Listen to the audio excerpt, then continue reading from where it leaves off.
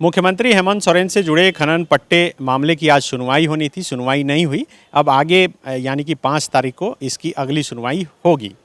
कल यानी कि 15 जुलाई को मुख्यमंत्री हेमंत सोरेन के विधायक प्रतिनिधि पंकज मिश्रा को ईडी ने पूछताछ के लिए बुलाया है। इन दोनों खबर के बीच एक बड़ी खबर झारखंड की राजधानी रांची से निकलकर ये सामने आई कि झारखंड मुक्ति मोर्चा राष्ट्रपति चुनाव में एनडीए की उम्मीदवार द्रौपदी मुर्मू को समर्थन करेगा। इन तीनों खबरों का क्या कनेक्शन है?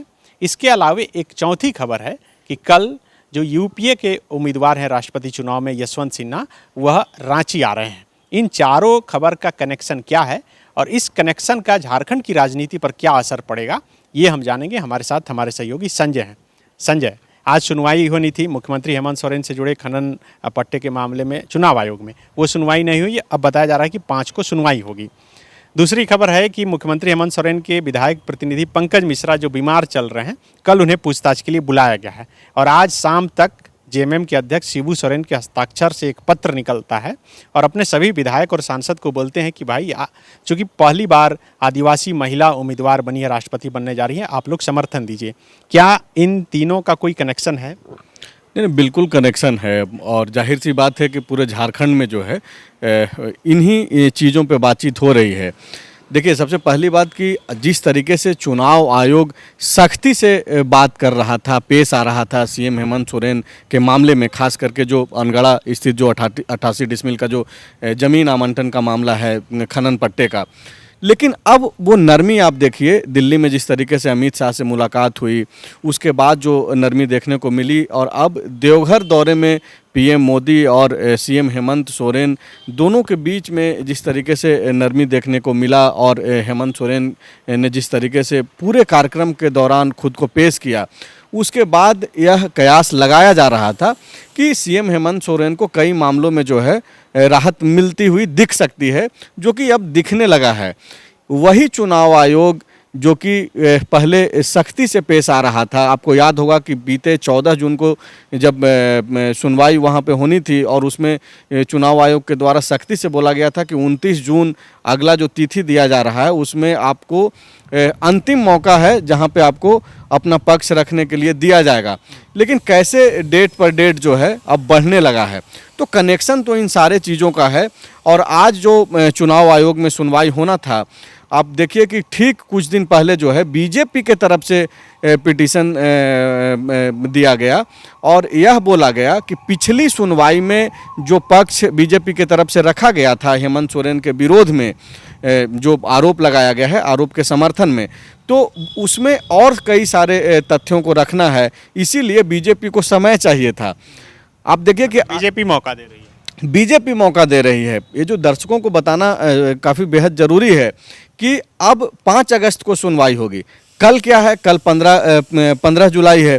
कल पंकज मिश्रा को बुलाया गया है, विधायक प्रतिनिधि हैं, और विधायक प्रतिनिधि आप ये दूसरे विधायक या फिर मामूली से नेता नहीं हैं, वो बाकायदा पूरे संथाल इलाके में पंकज मिश्रा एक तरीके से सीएम हेमंत के शैडो हैं, शैडो सीएम के तौर पे काम करते हैं। इसमें बोलने में कोई गुनाह नहीं है। सारे लोग जो झारखंड में राजनीति को बारीकी से देखते हैं वो जानते हैं।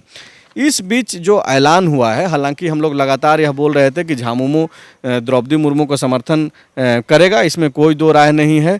आज जो संशय था सिर्फ घोषणा को लेकर के, वो भी स्पष्ट हो गया और आज शिबू सोरेन जो कि पार्टी सुप्रीमो हैं, उनके हस्ताक्षर से एक लेटर जारी किया गया पार्टी के ऑफिशियल ग्रुप में, और उसमें बाकायदा ये बोल दिया गया है अब झामुमो के सांसदों और विधायकों को कि भाई, आप जो 18 जुलाई को जो मतदान होना है राष्ट्रपति चुनाव के लिए, उसमें आप द्रौपदी मुर्मू को समर्थन दीजिए। लेकिन इसमें दर्शकों को ये बताना जरूरी है कि जो वो लेटर जारी किया गया है, उसमें लिखा गया है कि चूंकि देश में पहली कोई आदिवासी महिला राष्ट्रपति होने जा रही हैं, इसलिए जो है उनको समर्थन झामुमो कर रहा है, जैसा कि उस पूरे लेटर से प्रतीत हो रहा है। लेकिन दर्शकों को ये बताना काफ़ी ज़रूरी है कि इसके पहले भी आदिवासी जो है, आदिवासी समाज से आने वाले पीए संगमा, जो अब नहीं रहे, 2016 में उनका निधन हो गया, वो भी चुनाव लड़े थे। और आपको याद होगा सनी कि 2012 में एनडीए के वो उम्मीदवार थे। उस वक्त हेमंत सोरेन डिप्टी सीएम थे यहाँ पे, अर्जुन मुंडा 2012 में मुख्यमंत्री थे, 2 डिप्टी सीएम थे, सुदेश महतो और हेमंत सोरेन। लेकिन एनडीए में रहने के बावजूद एनडीए के ट्राइबल कैंडिडेट जो कि राष्ट्रपति पद के लिए थे, वो ट्राइबल कैंडिडेट होने के बावजूद जो है हेमंत सोरेन की पार्टी झामुमो जो है एक ट्राइबल चेहरे को उस वक्त समर्थन नहीं की थी। उस वक्त प्रणब मुखर्जी जो कि यूपीए के कैंडिडेट थे, उसको झामुमो ने समर्थन किया था। तो ये जो सिर्फ ये जो इस तरीके से जो परसेप्शन तैयार करने की कोशिश हो रही है कि चूंकि ट्राइबल कैंडिडेट हैं, आदिवासी समाज से आती हैं द्रौपदी मुर्मू, इसलिए उनको समर्थन कर रहे हैं, तो कहीं ना कहीं एक सवाल ये भी उठेगा। और खास करके आपके कहने का मतलब है कि कुछ और भी इसमें अंकगणित लगा है, तो इसको क्या इससे जोड़ के लिखा जाए कि कल जैसे ही बाबूलाल मरांडी और निशिकांत दुबे दिल्ली गए तो बीजेपी के कई नेता ट्विटर पर लिखे कि झारखंड में आज कुछ बड़ा होने वाला है, तो क्या सचमुच आप भी उस बड़ा की तरफ संकेत कर रहे हैं? नहीं, देखिए जाहिर सी बात है कि राजनीति संभावनाओं का विषय है, और कब क्या होगा, और ख़ास करके ऐसे समय में पूरे भारतवर्ष में, सिर्फ आप झारखंड की बात नहीं करें, आप पूरे जो भारतीय राजनीति है जिस तरीके से चल रही है, तो वैचारिक दृढ़ता किसी भी पार्टी में नहीं है। तो और जो झामुमो का जो बैकग्राउंड रहा है वो पहले से भी ऐसा नहीं है कि वो एनडीए का हिस्सा नहीं रहा है, बीजेपी के साथ मिलकर के सरकार में झामुमो पार्टी रही है। अब मैंने पहले आपको बताया ही कि किस तरीके से जब एनडीए में थे, अर्जुन मुंडा के डिप्टी के तौर पे काम कर रहे थे हेमंत सोरेन, उस वक्त भी जो है पीए संगमा ट्राइबल कैंडिडेट थे। तो वजह तो सिर्फ ये नहीं है कि कोई ट्राइबल चुनाव लड़ रहा है, और वजह है जो निकल कर दे रहे हैं। और दर्शकों को बताना जरूरी है, पीए संगमा जो अब नहीं रहे, लेकिन वो मेघालय से थे, 8 बार के सांसद रहे थे, 8 बार वो सांसद रहे। गोरा जनजाति एक ट्राइबल का जो होता है, गारो जनजाति, माफ़ कीजिएगा, गारो जनजाति से वो बिलोंग करते थे। लेकिन उस समय तो आप ट्राइबल के नाम पे वोट नहीं किए, जबकि आप एनडीए का हिस्सा थे। सिर्फ इस बार आप जब आदिवासियत के नाम पे वोट कर रहे हैं, तो आप पे तो सवाल होगा कि पिछली बार आपने आदिवासियत के नाम पे वोट क्यों नहीं किया था। तो इस बार वजहें कुछ और भी है।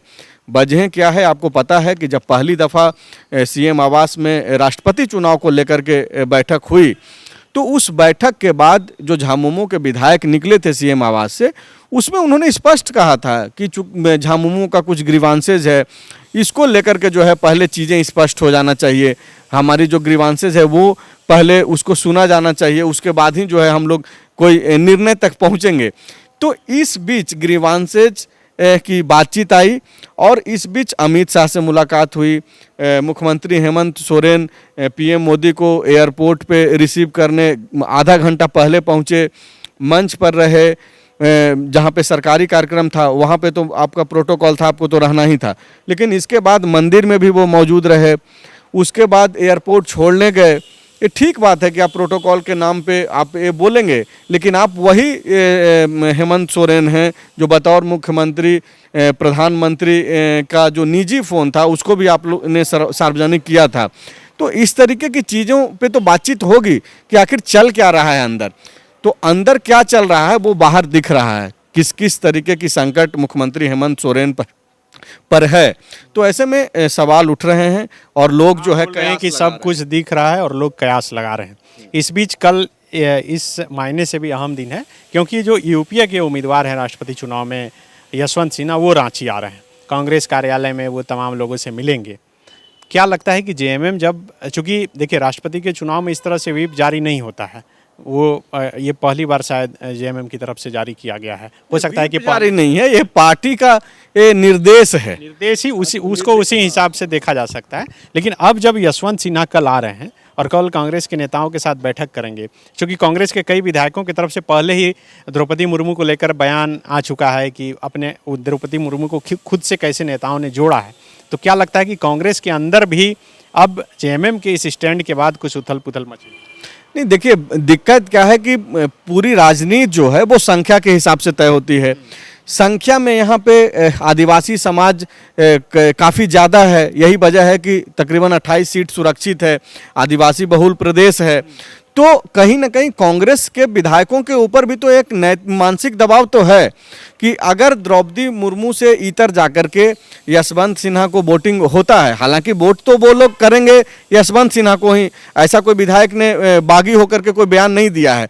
विधायकों ने जिन्होंने अंसारी उनके हाँ, अंबा प्रसाद, इरफान अंसारी ने ये कहा कि जब बतौर राज्यपाल जब द्रौपदी मुर्मू यहाँ पे काम कर रही थी तो उस दौरान इनके रिश्ते काफ़ी अच्छे थे, द्रौपदी मुर्मू इनको मानती थी। तो एक इस तरीके के रिश्ते भी जो है वो आड़े आ रहा है और मायने भी रखता है। लेकिन इन सब के बावजूद यशवंत सिन्हा कल आ रहे हैं और कांग्रेस पार्टी जो है काफ़ी उत्साहित भी है।